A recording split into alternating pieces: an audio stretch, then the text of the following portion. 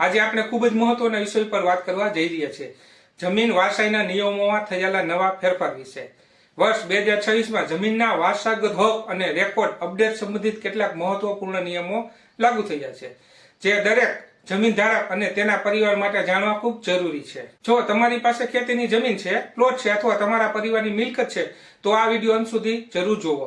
તો ચાલો શરૂ કરીએ। સૌપ્રથમ સમજીએ કે વારસાઈ એટલે શું। વારસાઈનો અર્થ એ થાય છે કે જ્યારે જમીનના માલિકનું અવસાન થાય ત્યારે તેની મિલકત કાયદેસર રીતે તેના વારસદારોના નામે દાખલ કરવામાં આવે। સામાન્ય રીતે તેમાં પત્ની, પુત્ર, પુત્રી અથવા માતા પિતા સામેલ હોય છે। અત્યાર સુધી ઘણા લોકો વારસાઈ દાખલ કરવાની પ્રક્રિયા વર્ષો સુધી ટાળી દેતા હતા। પરિણામે જમીનના રેકોર્ડ જૂના રહેતા અને પછી વેચાણ અથવા લોન અથવા કાયદાકીય કામોમાં મોટી મુશ્કેલીઓ ઊભી થતી હતી। આ સમસ્યાને ધ્યાનમાં રાખીને સરકાર દ્વારા વારસાઈ એન્ટ્રીને લઈને નવા નિયમો વધુ કડક બનાવવામાં આવ્યા છે। હવે આપણે સમજીએ 2026માં શું બદલાયું છે। નવા નિયમ મુજબ જમીનના માલિકના અવસાન પછી નિશ્ચિત સમય મર્યાદામાં વારસાઈ દાખલ કરવી જરૂરી બનશે। જો સમયસર અરજી નહીં કરવામાં આવે તો દંડ અથવા અન્ય વહીવટી કાર્યવાહી થઈ શકે છે। સરકારનો મુખ્ય હેતુ જમીનના રેકોર્ડને ડિજિટલ અને અપડેટ રાખવાનો છે। હવે મોટાભાગની પ્રક્રિયા ઓનલાઈન રેકોર્ડ સિસ્ટમ સાથે જોડાઈ રહી છે, એટલે જમીનના માલિકનું નામ બદલવાનું કામ વધુ પારદર્શક બનશે। હવે આપનો પ્રશ્ન આવે કે વારસાઈ દાખલ કરવાની પ્રક્રિયા શું છે, તો ચાલો તેને સરળ ભાષામાં સમજીએ। સૌપ્રથમ જમીનના માલિકનું અવસાન પ્રમાણપત્ર મેળવવું પડશે, પછી વારસદારોની માહિતી સાથે અરજી તૈયાર કરવી પડશે, તે પછી તાલુકા કચેરી અથવા ઈ-ધરા કેન્દ્રમાં અરજી સબમિટ કરવી પડશે। આ સાથે કેટલીક જરૂરી દસ્તાવેજો આપવાના રહેશે, જેમ કે અવસાન પ્રમાણપત્ર, 7/12નો ઉતારો, 8ની નકલ, વારસદારોના ઓળખ પુરાવા, પરિવાર વૃક્ષ એટલે કે ફેમિલી ટ્રી, પેઢીનામું। આ દસ્તાવેજની ચકાસણી થયા પછી મ્યુટેશન એન્ટ્રી નોંધવામાં આવે છે। જો કોઈ વાંધો ન આવે તો નક્કી થયેલા સમયગાળામાં જમીનના રેકોર્ડમાં વારસદારોના નામ દાખલ થઈ જાય છે। હવે આપણે એ સમજીએ કે આ ફેરફાર શા માટે મહત્વનો છે। ઘણા ગામોમાં આજે પણ જમીન દાદા અથવા પિતાના નામે હોય છે, જ્યારે વાસ્તવમાં તેનો ઉપયોગ સંતાનો કરતા હોય છે।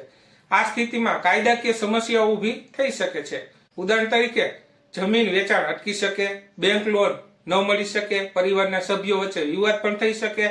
નવા નિયમોનો હેતુ આવી સમસ્યાઓ અટકાવવાનો છે। ચાલો એક સરળ ઉદાહરણ લઈએ। માનો કે એક ખેડૂત પાસે 5 એકર જમીન છે, તેના અવસાન પછી તેના 2 પુત્રો અને 1 પુત્રી વારસદાર છે। જો વારસાઈ દાખલ નહીં કરવામાં આવે તો જમીન હજુ પણ મૂળ માલિકના નામે જ રહેશે। ભવિષ્યમાં વેચાણ કે વહેંચણી કરવી મુશ્કેલ બની શકે છે, પરંતુ જો સમયસર વારસાઈ દાખલ કરવામાં આવે તો ત્રણેય વારસદારોના નામ કાયદેસર રીતે દાખલ થઈ જશે। હવે વાત કરીએ તમારે કે મારે એટલે કે લોકોએ શું કરવું જોઈએ। જો તમારા પરિવારની કોઈ જમીન હજુ પણ જૂના માલિકના નામે છે તો શક્ય તેટલું વહેલી વારસાઈ દાખલ કરવાની પ્રક્રિયા શરૂ કરો। દસ્તાવેજો તૈયાર રાખો અને તાલુકા કચેરીમાં માહિતી મેળવો। ખાસ કરીને ગામડાઓમાં લોકો જાણકારીના અભાવે આ પ્રક્રિયા ટાળી દે છે, પરંતુ હવે આવું કરવું જોખમી બની શકે છે। મિત્રો, અહીં એક મહત્વની વાત ધ્યાનમાં રાખો। વારસાઈ દાખલ કરવી માત્ર કાયદાકીય ફરજ નથી, તે તમારા પરિવારના ભવિષ્ય માટે સુરક્ષા પણ છે। આજે રેકોર્ડથી મિલકત સુરક્ષિત રહે છે, વિવાદો ઓછા થાય છે, કાયદાકીય પ્રક્રિયા સરળ બને છે। સરકારનો પ્રયાસ છે કે જમીનના બધા રેકોર્ડ સંપૂર્ણ રીતે અપડેટ અને ડિજિટલ બને। આ માટે લોકોનો સહકાર ખૂબ જરૂરી છે। જો દરેક જમીન ધારક સમયસર વારસાઈ દાખલ કરશે તો ભવિષ્યમાં જમીન સંબંધિત ઘણા વિવાદો ટાળી શકાય છે। આમ એક રીતે જોઈએ તો જમીન આપણા પરિવારનો આધાર સ્તંભ છે અને એટલે જ એની વારસાઈના નિયમો સમજવા એ આપણા માટે સૌથી ખૂબ જ જરૂરી છે। 2026થી અત્યંત મહત્વપૂર્ણ નવા નિયમો લાગુ છે। આજે આપણે એકદમ સરળ ભાષામાં તેને સમજીએ કે આ ફેરફારો તમારા પરિવારની સંપત્તિ અને ભવિષ્ય પર કેવી અસર કરશે। આ 2026થી જે નિયમો અમલમાં આવશે તેનું પાલન ન કરવું એ માત્ર એક નાની ભૂલ નહીં ગણાય, તેનાથી ભવિષ્યમાં મોટી કાયદાકીય ગૂંચવણો ઊભી થઈ શકે છે, આર્થિક દંડ પણ થઈ શકે છે। ચાલો એ બધી મુશ્કેલીઓથી બચવા માટેની તૈયારી આપણે આજથી જ શરૂ કરવી જોઈએ। સૌથી પહેલા અને સૌથી પાયાનો નિયમથી શરૂઆત કરીએ, એટલે કે પાયાથી જોઈએ તો હવેથી જમીન માલિકના અવસાન પછી તેમના તમામ સીધી લીટીના વારસદારોના નામ જમીન સરકારી રેકોર્ડમાં દાખલ કરવા ફરજિયાત કરી દેવામાં આવ્યા છે। આ ફેરફાર નાનો લાગે છે પણ એ બહુ શક્તિશાળી છે। એનો મુખ્ય હેતુ શું છે ખબર છે? ભાઈ બહેનો અને પરિવાર વચ્ચે જે મિલકતના ઝઘડા થાય છે તેને મૂળમાંથી જ રોકવાનું છે। હવે તમારા મનમાં સવાલ થતો હશે કે આ સીધી લીટીના વારસદાર એટલે કોણ? સમજી લો, કાયદા પ્રમાણે તેમાં મૃતક વ્યક્તિના દીકરા, દીકરીઓ, તેમના પત્ની અને જો કોઈ સંતાન કાયદેસર રીતે દત્તક લીધું હોય ને તો પણ તેનો સમાવેશ થાય છે. અને હા, અહીં ખાસ ધ્યાન રાખજો, દીકરીઓનો હક પણ દીકરા જેટલો જ છે, એટલે નામ ઉમેરવું પણ એટલું જ ફરજિયાત છે. એક રીતે જોઈએ તો આ નિયમ કવચ જેવો છે.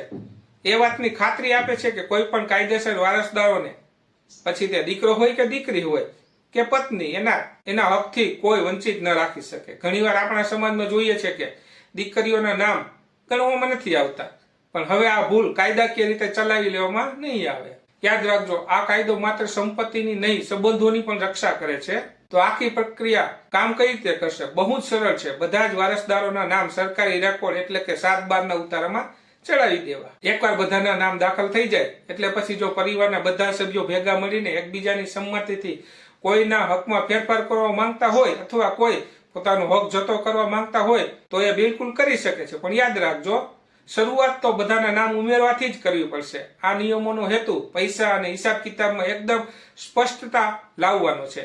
એક ઉદાહરણથી સમજીએ. માની લો કે કોઈ ખેડૂત પાસે 5 વીઘા જમીન છે, એમાંથી 4 વીઘા ખેતીની જમીન છે અને 1 વીઘો ઉપર તે પોતાનું મકાન એટલે કે ઘર બનાવવા માટે બિનખેતી કરાવેલી છે.